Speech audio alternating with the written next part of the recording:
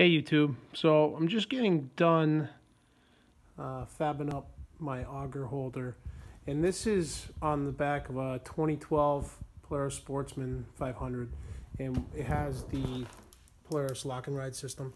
So it has these holes here, and what started this was I had recently purchased these Kolpin, what they're called, Rhino XL holders. And I ended up buying the ones that fit the Polaris lock and ride system, thinking my auger would go on it.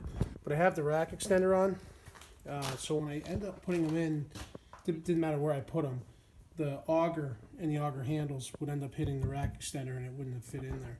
So I ended up matching up the Polaris ATV lock and ride system with just PVC. And what this is right here, this is just 1-inch ID inner diameter Schedule 40 pipe.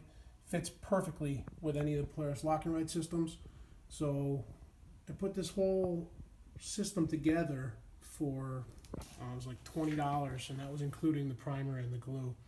It's just one 10-foot length of Schedule 40 1-inch pipe. You get two 90s on each side, and there's two T's, one there and one there, where the risers go up. And I haven't mounted this the way I intend to. What I intend to do is actually, there's a lock and ride hole here, there's a lock and ride hole here, here, and here. So there'll be 4 lock and ride mounts, and the way I made it was so the Schedule 40 is going right over the lock and ride holes. So I'll end up getting 4 of the, I guess they're called compression nuts, and I'll drill a hole right through the center, so I can actually make this auger holder kind of a lock and ride system that I'll mount on my quad. But very, very, very sturdy. It's not going to go anywhere. I mean,